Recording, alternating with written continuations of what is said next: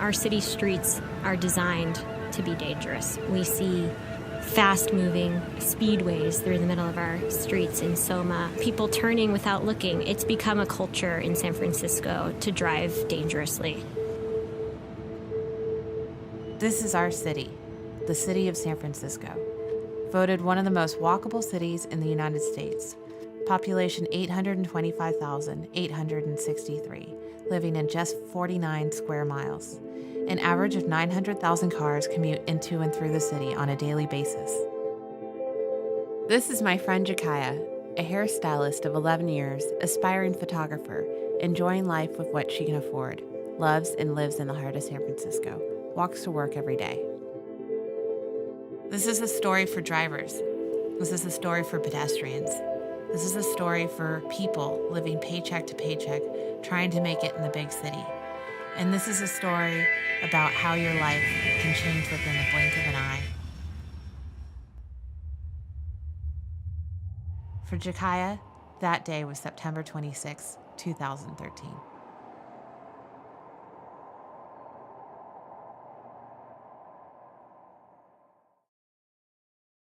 I was walking to work, and on the end of my block of where I live, I waited for the light to turn green and for the walk sign to come on. And as I walked into the crosswalk, not too far into it, next thing I know, I was hit. I open my eyes and I feel a lot of pain in my head.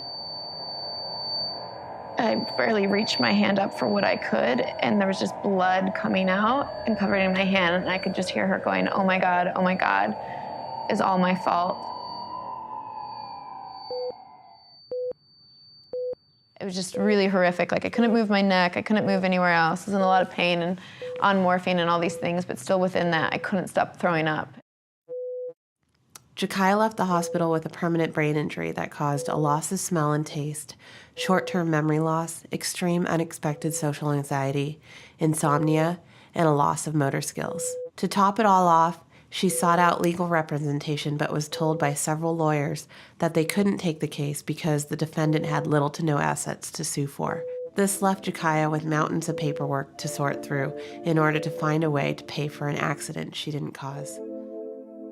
In the police report, the witness said that I had a green light and that she ran a red light, which wasn't investigated, but the police didn't ticket her, which apparently is protocol here, that unless they see somebody hit you, even though the person says they hit you, even though everyone around says they hit you, they still don't get a ticket. So while even being in the hospital or going back for appointments, speaking with the doctors or nurses, people will go, so what happened? And I say, I got hit by a car in a crosswalk.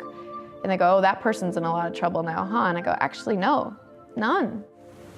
She doesn't have to pay anything, and she got her license, and she can go hit anyone else she wants. After talking to Jakaya about her traumatic experience, we wondered, why wasn't the driver held responsible for her actions? To try and understand the situation better, we contacted Walk SF, a San Francisco pedestrian advocacy group, where we met Nicole Schneider, who helped explain why our city's policies are the way they are and what is being done to change them. Even if a person is killed, only about 65% of people who commit those crimes are actually cited. As it turns out, pedestrians who are hit by cars make up 50% of our traffic deaths here in San Francisco.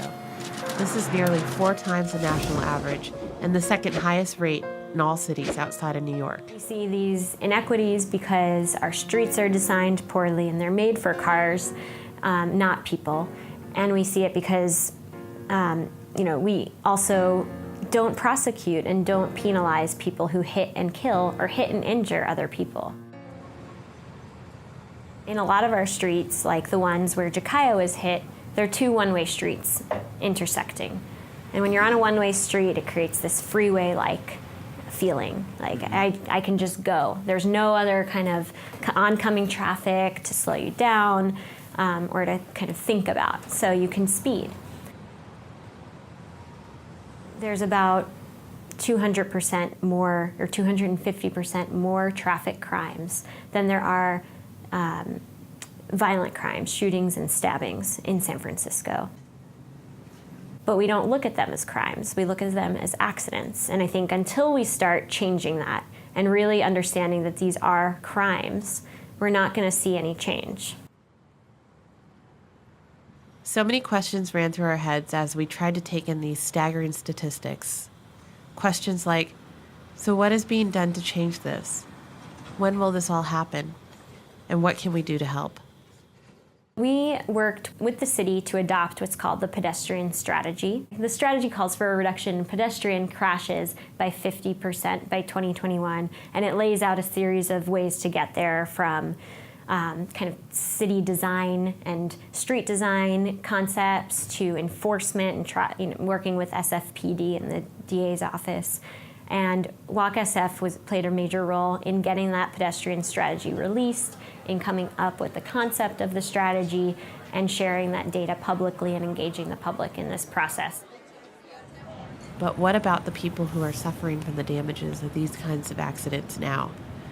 This question and many others are for our city council members and lawmakers. We asked a personal injury lawyer practicing here in San Francisco what his insights were on the current situation. The way the justice system is set up is that you really basically, unless they kill them, the civil arena is intended to compensate somebody. It's a rare day that it's intended to punish. You punish somebody, like you can get punitive damages in some instances, but it's challenging. It's very hard to actually get punitive damages in a case. We probably get about 40 cases a year. We only accept cases we think we can prevail on. It's frightening, and it needs to be changed.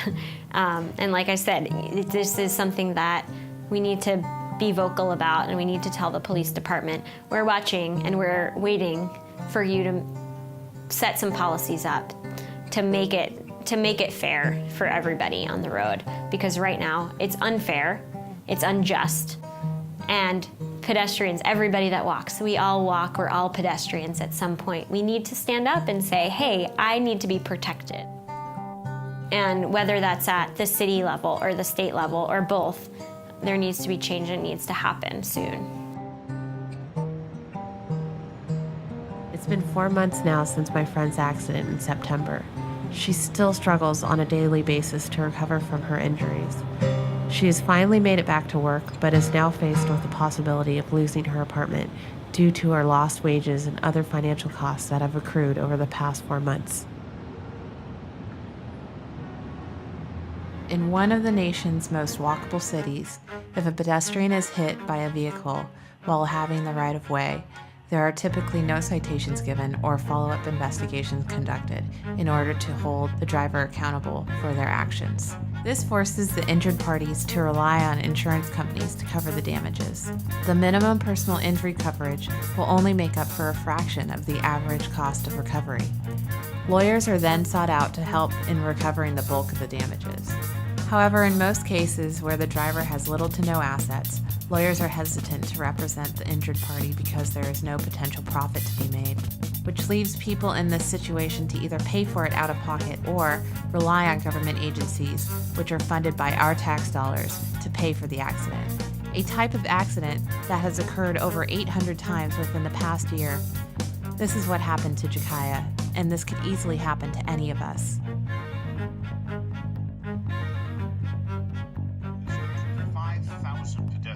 Police try to figure out exactly what happened out here. We know a young woman or a woman is dead, and a young man has come forward identifying himself to officers as the driver's repair, but there are still a lot of questions. His order has just left the scene with the victim, the driver, and the witnesses are immediately after the accident.